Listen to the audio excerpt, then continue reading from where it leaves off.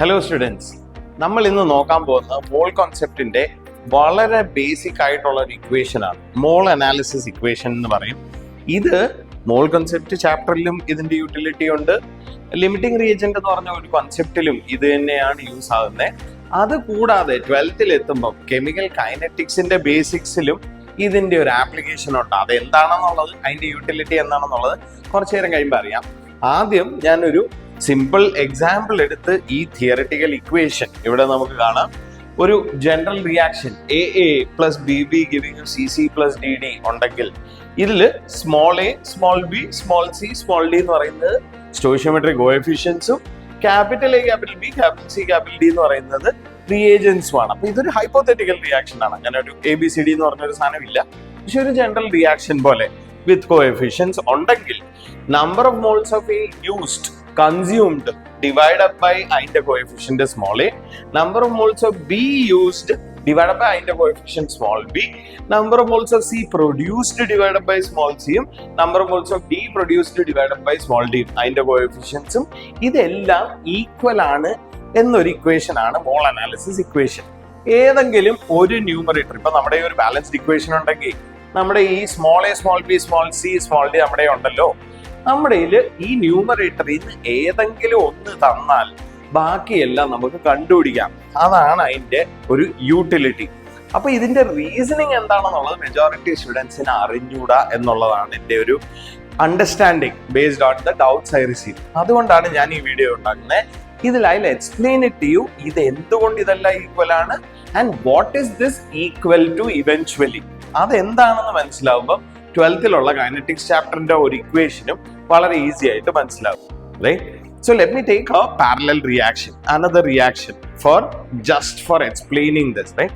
So let's say നമ്മുടെ കയ്യിൽ ഇങ്ങനെ ഒരു റിയാക്ഷൻ ഉണ്ടെന്ന് വിചാരിച്ചു. 2AlOH thrice plus 3H2SO4 giving you Al2SO4 thrice plus 6H2. എന്ത് റിയാക്ഷൻ ആണ്? ആസിഡ് ബേസ് ന്യൂട്രലൈസേഷൻ റിയാക്ഷൻ ആണ്. സൾഫ്യൂരിക് ആസിഡും അലുമിനിയം ഹൈഡ്രോക്സൈഡും ആയിട്ടുള്ള റിയാക്ഷൻ. ഇന്ന് അലുമിനിയം സൾഫേറ്റ് സോൾട്ടും വാട്ടറും പ്രൊഡ്യൂസ് ആകുന്ന റിയാക്ഷൻ ആണ്. റൈറ്റ്? അപ്പം ഇവിടെ ബാലൻസ് റിയാക്ഷനിൽ 3, 2, 1 ആൻഡ് 6. 1 കോഎഫിഷ്യന്റ് ഉള്ളപ്പോൾ നമ്മൾ എഴുതാറില്ല, പക്ഷെ 1ഉം 6ഉം ആണ് coefficients. Right? Now think about this. ഈ ഒരു ഇക്വേഷന് നമുക്ക് എങ്ങനെ മോളിക്കുലർ ലെവലിൽ ഇന്റർപ്രറ്റ് ചെയ്യാം, മോൾ ലെവലിൽ ഇന്റർപ്രറ്റ് ചെയ്യാം എന്നുള്ളത് ഞാൻ പറയാം. റൈറ്റ്? 3 മോളിക്യൂൾ സൾഫ്യൂരിക് ആസിഡ് ഉണ്ടെങ്കിൽ അത് 2 ഫോർമുല യൂണിറ്റ് അലൂമിനിയം ഹൈഡ്രോക്സൈഡുമായിട്ട് റിയാക്ട് ചെയ്ത് ഒരു ഫോർമുല യൂണിറ്റ് അലൂമിനിയം സൾഫേറ്റും 6 മോളിക്യൂൾസ് വെള്ളവും തരും. അതാണ് ഈ ഇക്വേഷന്റെ ഒരു മോളിക്കുലർ ലെവലിലുള്ള ഏറ്റവും ചെറിയ ഫണ്ടമെന്റൽ ലെവലിലുള്ള ഒരു അണ്ടർസ്റ്റാൻഡിങ്. ഇതേ ഇക്വേഷനെ നമുക്ക് മോൾ ലെവലിൽ വേണമെങ്കിലും ഇന്റർപ്രറ്റ് ചെയ്യാം. 3 മോൾ സൾഫ്യൂരിക് ആസിഡ് 2 മോൾ അലൂമിനിയം ഹൈഡ്രോക്സൈഡുമായിട്ട് റിയാക്ട് ചെയ്ത് 1 മോൾ അലൂമിനിയം സൾഫേറ്റ് സോൾട്ടും 6 മോൾ വെള്ളവും കിട്ടും എന്ന് വേണമെങ്കിൽ ഇന്റർപ്രറ്റ് ചെയ്യാം. ഇത് മോൾ ലെവലിലുള്ള ഒരു ഇന്റർപ്രിട്ടേഷൻ. റൈറ്റ്? അപ്പൊ ഈ ഒരു റിയാക്ഷൻ ഒരു മോൾ പ്രാവശ്യം നടന്നാൽ എന്തുവാ? 3 molecule 2 formula unit. Aluminium hydroxide molecule അല്ലാത്തതുകൊണ്ട് നമ്മൾ ഫോർമുല യൂണിറ്റ് എന്നാണ് പറയുന്നത്. അത് ഓർത്തിരിക്കണേ.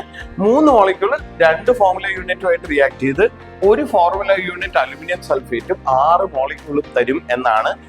ഒറ്റ പ്രാവശ്യം ഇത് നടക്കുകയാണെങ്കിൽ, ഇത് ഒരു മോൾ ടൈംസ് നടക്കുകയാണെന്നുണ്ടെങ്കിൽ ഇത് 3 മോള് കൺസ്യൂം ആവും, ഇത് 2 മോള് കൺസ്യൂം ആവും, ഇത് 1 മോള് പ്രൊഡ്യൂസ് ആവും, ഇത് 6 മോള് പ്രൊഡ്യൂസ് ആവും. ഇപ്പോ ആരെങ്കിലും നമ്മളോട് പറഞ്ഞെന്ന് വിചാരിക്കട്ടെ, നമ്മുടെ കയ്യിൽ 24 മോളിക്യൂൾസ് വെള്ളം കിട്ടി. അങ്ങനെ ആ ഒരു ലെവലിൽ വരാറില്ല, ഒരു തോട്ട് എക്സസൈസ് മാത്രം. 24 മോളിക്യൂൾ വെള്ളം കിട്ടിയെന്ന് വിചാരിച്ചോ. ഇപ്പൊ ഒരു പ്രാവശ്യം നടക്കുമ്പോ എത്രയാ? 6 മോളിക്യൂൾ കിട്ടും. അപ്പൊ 24 മോളിക്യൂള് ഉണ്ടാവണമെന്നുണ്ടെങ്കിൽ എത്ര പ്രാവശ്യം റിയാക്ഷൻ നടന്നു കാണും? ഒബ്വിയസ് 4 അല്ലേ? 6, 12, 18, 24. അപ്പൊ 4 പ്രാവശ്യം റിയാക്ഷൻ നടന്നു. അപ്പൊ 4 പ്രാവശ്യം നടന്നെങ്കിൽ അലൂമിനിയം സൾഫേറ്റ് എത്ര കിട്ടും? 4 ഫോർമുല യൂണിറ്റ്. മോളിക്യൂൾ എന്ന് പറയാൻ പറ്റൂല, അയണിക് കമ്പൗണ്ട് ആണ്. സിമിലർലി ഇതില് ഒരു പ്രാവശ്യം റിയാക്ഷൻ നടക്കുമ്പോൾ ഒരെണ്ണം കിട്ടും. അപ്പൊ 4 പ്രാവശ്യം നടന്നെങ്കിൽ 4 ഫോർമുല യൂണിറ്റ് കിട്ടും. ഇതാണെങ്കിൽ ഒരു പ്രാവശ്യം നടക്കുമ്പോൾ 2 യൂസ് ആവും. അപ്പൊ 4 പ്രാവശ്യം നടന്ന 8 ഫോർമുല യൂണിറ്റ്സ് യൂസ് ആവും. സിമിലർലി 4 പ്രാവശ്യം നടന്നാൽ ഇത് 12 മോളിക്യൂൾസ് എന്ന് വിളിക്കാം. ഇതിപ്പം H2SO4 ആയതുകൊണ്ട് 12 മോളിക്യൂൾസ് യൂസ് ആവും എന്ന് പറയാം.